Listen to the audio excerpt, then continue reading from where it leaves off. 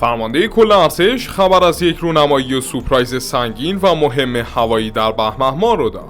رونمایی از نمونه اولیه شیر ایران، نسخه 1:1 پروژه قاهر، تولید انبوه 2 موشک هایپرسونیک هوایی، پهپادهای جت و رادارهای هواپایه تا رونمایی دیگر سلاح‌های سری نیروی هوایی ایران.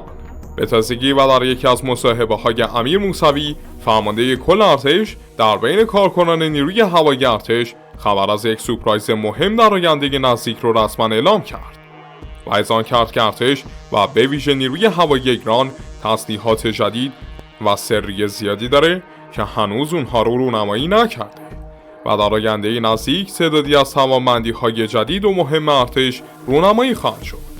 و در آخر نیز بیان کردند که 100% توان نظامی ما دست نخورده و سری هستند که در زمان خودشون رونمایی خواهند شد و به زودی هم یک سری رونمایی مهم در عرصه هوایی خواهیم داشت که کارکنان و خلبانان نیروی هوایی خودشون بیشتر از این جریان خبر دارن. اما چه سورپرایز مهمی در انتظار ماست و چه محصولات هوایی در آینده نزدیک توسط نیروی هوایی و سایر ارگان‌های ارتش رونمایی خواهند شد؟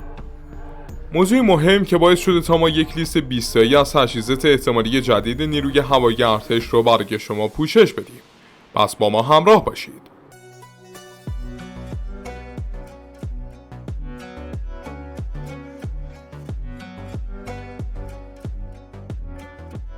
سلام عرض ادب خدمت همراهان عزیز چنل جنگاور.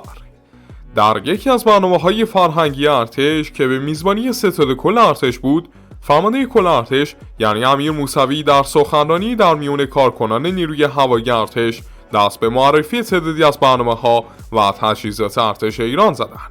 و ضمن اشاره به رونمایی پایگاه هوایی عقاب 44 و تعدادی از برنامه‌های ارتقایی تجهیزات هوایی ارتش از دریافت تسلیحات جدیدی که هنوز رونمایی نشدن نیز سخن گفتند و اظهار داشتند که هنوز بخش زیادی از تسلیحات مهم و جدید خودش رو رونمایی نکرده که در زمان مناسب کم کم این تجهیزات رونمایی خواهد شد و در آخر اظهارات خودشون هم اشاره داشتن به یک سورپرایز بسیار مهم در ارتش که طبق گفته خودشون باعث خوشحالی بسیاری از کارکنان و مردم خواهد شد. اما این رونمایی و سناریوهای سورپرایزهای مهم تسلیحاتی ارتش چه خواهد بود که فرمانده کل ارتش در جمع کارکنان نیروی هوایی بهش اشاره کرده؟ خب از اونجایی که امیر موسوی در جمع کارکنان نهاجا بوده و در بحث‌های خودشون بیشتر در مورد تجهیزات پنهان و رونمایی نشده این نیرو حرف زدن، باید این موضوع رو یعنی سورپرایزی که بهش اشاره کردن رو یک سورپرایزی در بدنه نیروی هوایی ارتش بدونیم. و خب زده شدن این سخنان در دمدمای نزدیک شدن به بهمن ماه و دهه فجر و مهمتر از اون 19 بهمن ماه که روز نیروی هوایی هم دلایل دیگری هستن که باعث میشن این سورپرایز رو وابسته به نهاجا بدونیم. اما چه تسلیحات و سورپرایزی در انتظار دوربین‌های خبرنگاران در آینده نزدیک خواهد بود که فرمانده کل ارتش از یک ماه زودتر داره وعده‌مون میده؟ بیاین کم کم 20 آیتم احتمالی رونمایی ارتش رو بررسی بکنیم.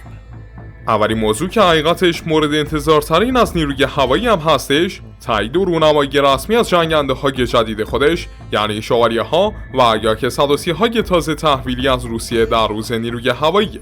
و از حدود یک هفته پیش بود که چنل هوایی پرواز در اوج وعده یک رونمایی مهم در 19 بهمن ماه رو مخابره کرده بود و به جز اون با توجه به اطلاعاتی که توسط تمامی خبرگزاری‌ها منتشر شده، به جز جنگنده‌های آموزشی یاک 130 که الان 2 سالی از ورود اولین فروندهاشون به ایران میگذره، اولین نسل شوالیه‌های روسی نیز وارد ایران شدند و همه رسانه‌های داخلی و بین‌المللی تشنه این رونمایی هستند تا تیر خلاصی بر تمامی شایعات باشه.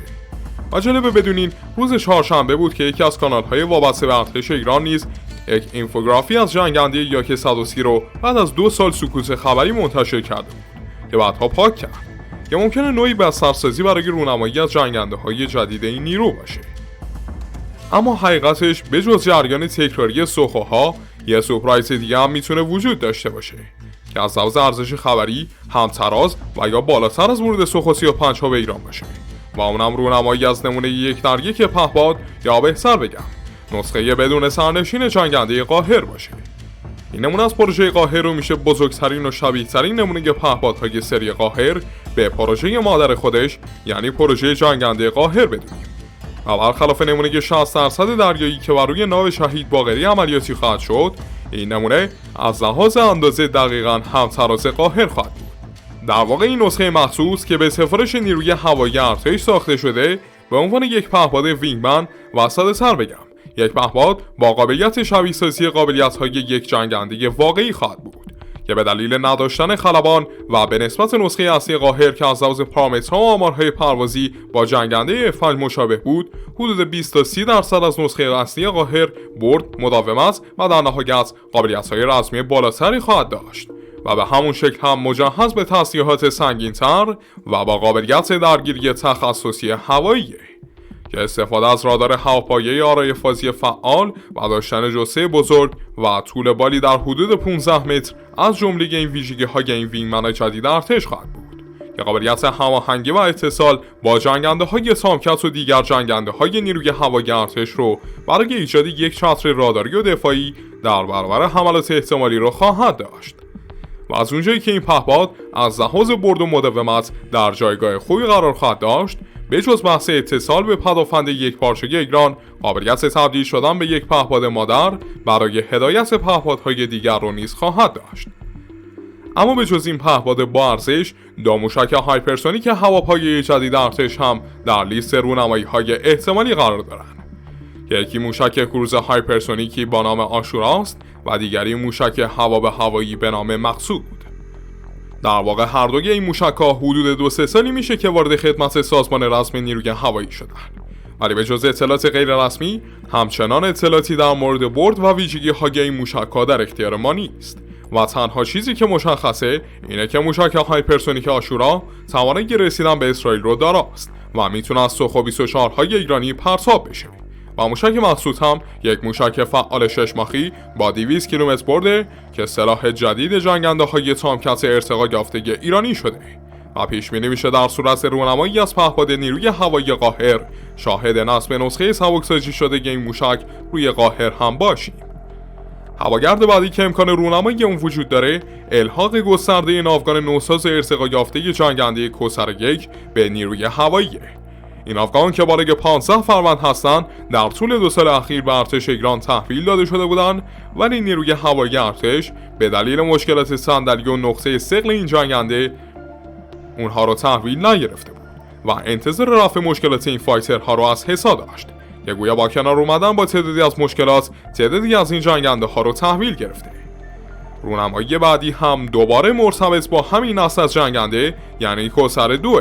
که همون جنگنده F5 سری F تک سرنشین هست که با استاندارد کوثر ارتقا پیدا کرده و همون کوثر رزمی خودمونه با 1 سرنشین. در مرحله بعدی از رونمایی‌های احتمالی هم یک نسخه ای از پهپاد جت سری کمان که 3 سال پیش خبرش پخش شده بود از جمله دیگر تجهیزات با شانس رونمایی بالا هستش. این پهپاد که در واقع یکی از محصولات سری کمان خواهد بود، از یک موتور جت استفاده میکنه. اولین پهپاد جت با مأموریت شناسایی رسمی در ارتش ایران خواهد بود که از چند سال پیش در این نیرو ساخته شده و قبلا تحت عنوان کمان 19 شناخته میشد. ولی خب با رونمایی یک پهپاد آموزشی دیگر با همین نام یعنی کمان 19 در سال 1401 بود که مشخص شد اسم این پروژه متفاوته و احتمالاً شاید اسمی از سری همین کمان از این پهپاد جدید باشیم. به جز این پهپاد جت، چند سالیه که پدافند هوایی نیروی هوایی ارتش خبرهایی از عملیاتی شدن رادارهای هواپایه رو دادن. این سری از رادارهای هواپایه که در واقع حاصل نصب یک رادار با پوشش 270 درجه هستن، بر روی یک پهپاد سنگین وزن ارتش ایران نصب شدن و هدفشون از بین بردن نقاط کور راداری و در نهایت داشتن یک رادار با توانایی شکار و شناسایی اهداف در آسمون به شکل مستقل و یا متصل با رادارهای زمینی هستش که به شکل یک سیستم راداری و شناسایی یک پارچه پوشش راداری خوبی رو برای ما ایجاد میکنه.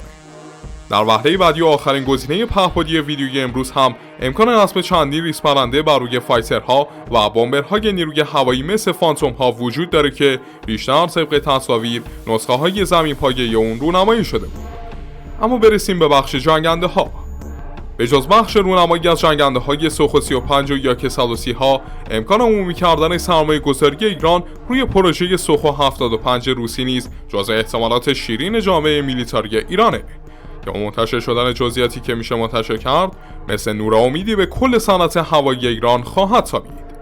اما خب همونجوری که حدس میزنیم این اتفاق جزء محالات و کمترین شانس ممکن رو برای عمومی شدن داره. به جز تسهیلات و پهپادها و در نهایت هم هواگردهای خارجی که گفتیم، فکر کنم بهتره یه سر به ناوگان فعلی هم بزنیم. یابت از اینکه گویا به جز 2 پروژه شهید بابایی که برای F-14 ها و شهید دوران که برای جنگنده های سری F-4 ارتش اجرایی شدن، گویا خبرهایی از یک استاندارد ارتقایی جدیدتر و با استفاده از تجهیزات و قطعات پیشرفته تر نیز به گوش میرسه. یا نصب رادارهای سری آرای فازی و یک کابین تمام دیجیتالی که از پروژه کوثر به ارث رسیدن جزء گزینه‌های احتمالی ارتش برای رونمایی هستند. و جالبه بدونین حدود 3 سالی میشه که خبرهای زیادی از رونمایی یک رادار آرای فازی با برد 150 کیلومتر برای کوثرهای ایرانی به گوش میرسه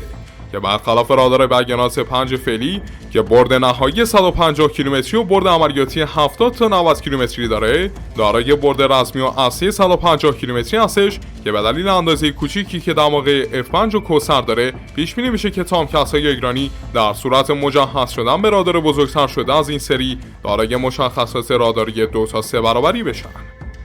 اما حالا که داریم در مورد پروژه های ارتقایی ارتش هم میگیم، فکر کنم بعد نیز اشاره‌ای به پروژه ارتقایی شهید عرفانیان هم بندازیم. در واقع حاصل یک کپی برداری از طرح F-17 تاندر هست و ایران تغییراتی رو روی دماغی F-7 چینی خودش داده و بنابر اطلاعات منتشر شده پرواز این جنگنده در 5 سال پیش انجام شده.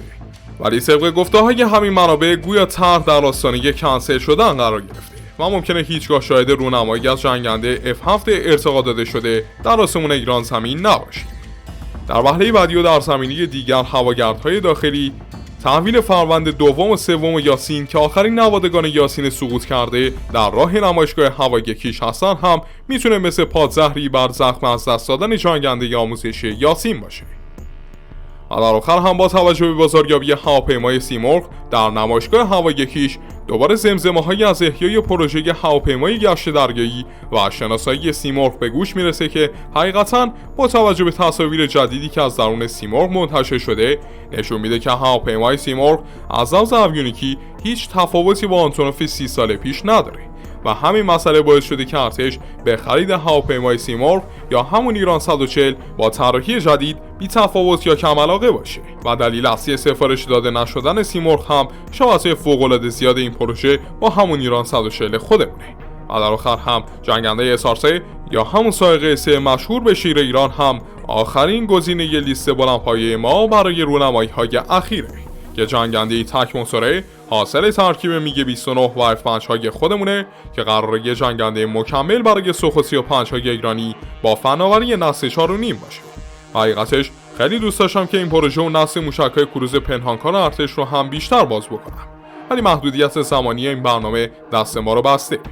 و خب با توجه به لیست بلند مرتبه از تجهیزات نیروی هوایی که 4-5 سالی میشه که منتظر رونماییشون هستیم و در نهایت سکوت خبری 3 ساله نیروی هوایی که حتی توی رژه‌های هوایی هم شرکت نکرده، بهمن ماه امسال باید شاهد یه تحول و رونمایی گسترده از تجهیزات جدید نیروی هوایی ارتش باشیم. و حال با این حواشی و جنجالی که ارتش و رسانه‌های وابسته به ارتش دارن در مورد نیروی هوایی میکنن، باید دید که در نهایت چه محصول‌های هوایی در آستانه رونمایی هستن. خیلی ممنونم که همراه ما بودید دوستان. بسیار سپاسگزار میشیم که چنل ما رو داخل یوتیوب و تلگرام دنبال کنید و از اخبار ویدیوهای نظامی جدیدتر مطلع بشید. تا قسمت‌های دیگه، خداگار و نگهدار.